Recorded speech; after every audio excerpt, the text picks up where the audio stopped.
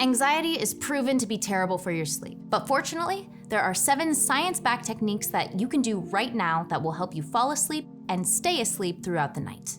All right, let's start by talking about some easy breathing techniques that you can do because these can be a powerful tool to reduce anxiety and improve sleep. When we feel anxious, it's a trigger to our sympathetic nerve system. This is the side of our nervous system that's responsible for what we call the fight or flight response. Cortisol gets released throughout your body, you feel alert, on edge even, and you may have an increase in your heart rate. A structured breathing practice can help you activate the opposite side of your nervous system called the parasympathetic. This is the system that we call the rest and digest system. And when this is engaged, we feel calm and our attention shifts away from stressors. The first breathing technique we like is called 4-7-8 breathing. This is where you breathe in slowly for a count of 4, hold for a count of 7, and then breathe out slowly for a count of 8.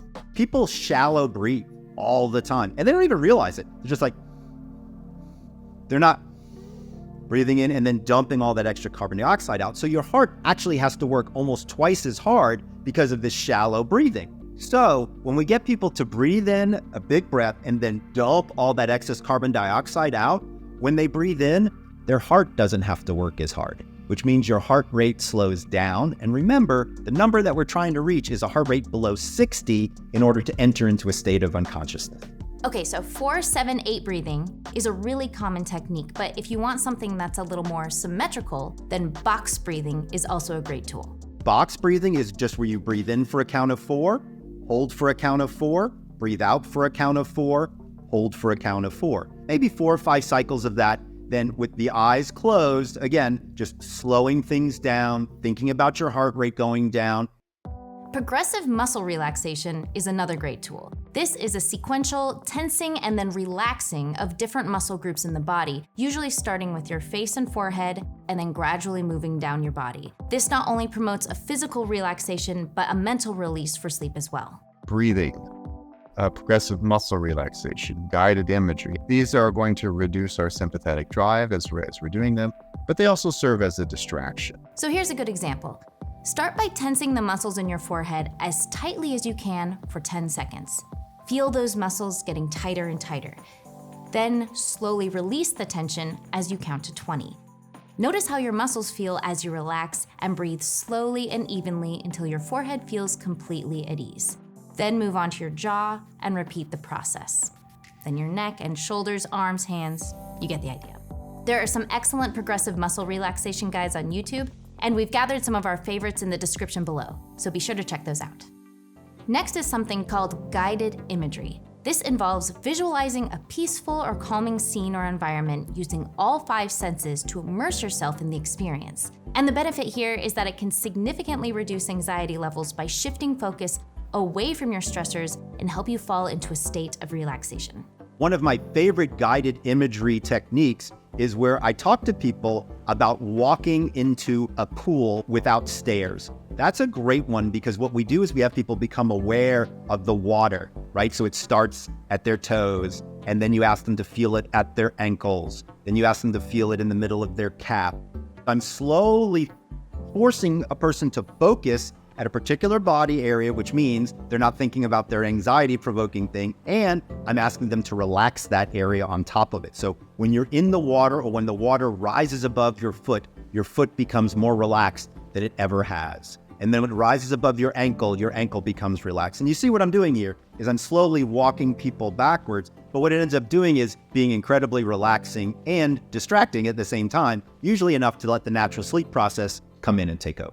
While we're talking about relaxing your muscles, gentle stretching before bed can be incredibly helpful. Stretching and other gentle yoga practices release muscle tension, they increase awareness of your body, and they promote a sense of relaxation. And of course, the intentional structured breathing in yoga is also really good at preparing your body and mind for sleep. So when we're looking at yoga and stretching, we want to do things that are pretty light. We don't want to do things that are going to be causing you to sweat or cause any level of pain. This should be much more kind of relaxing, what's often called yoga nidra, which is almost very similar to non-sleep deep rest, which is just kind of lying there with your eyes closed, allowing your body to relax into the pose. Next, Dr. Breus has something he calls a power down hour, which gives you a structured way to approach your bedtime. A power down hour is based on the idea that you need runway to land the plane. I like to take the hour before lights out and chop it up into 3 20-minute segments. So 20 minutes for just stuff you gotta do, getting kids' backpacks together, packing lunches, whatever it is, to make your morning a little bit less stressful. 20 minutes for hygiene, and then 20 minutes for some form of meditation, relaxation, prayer, whatever, again, calms you down. I'm even okay with watching television if that's the thing that helps relax you. Do me a favor, throw on some blue light blocking glasses if you can, but as a general rule, whatever it does to relax you for that last 20 minutes is gonna be pretty much the gold. It would be nice if sleep was an on-off switch, but the reality is your body needs some time to decompress from your day and enter a state of sleepiness. Another technique we really like is something called scheduled worry time. And this is almost exactly what it sounds like. This means you set aside a specific time earlier in the day to focus on your worries. On a sheet of paper, you make 2 columns. On one side, list out everything you're worried about, and on the other, develop one solution for it. Don't try to solve your worry tonight, just give yourself a place to pick it back up tomorrow. Offloading those things typically onto a piece of paper, into a Word document, and then brainstorming. So these things cause me stress, very specific things that are named. And these are my ideas about how I might resolve or address that source of stress.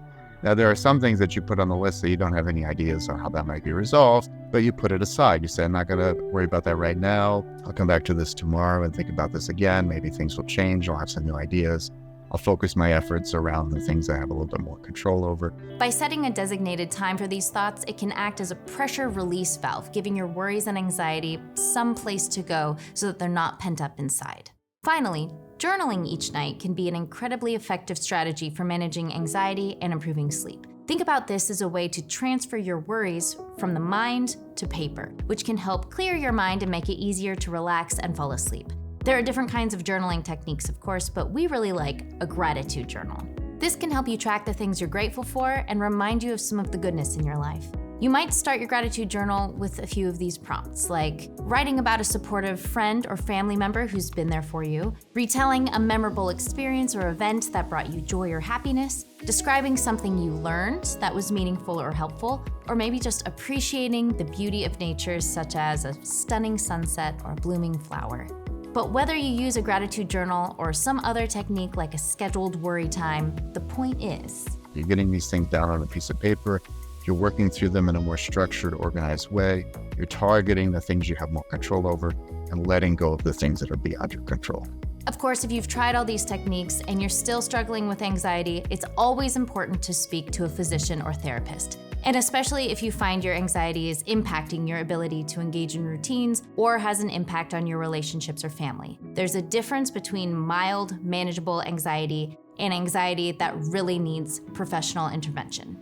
No matter which technique you try here, it is important that you make it part of an overall bedtime routine, one that's relaxing, calming, and gives your body a chance to ease into sleep. For more on some of our best tips for a bedtime routine, check out the video right here. Thanks for watching, everyone. Sleep well.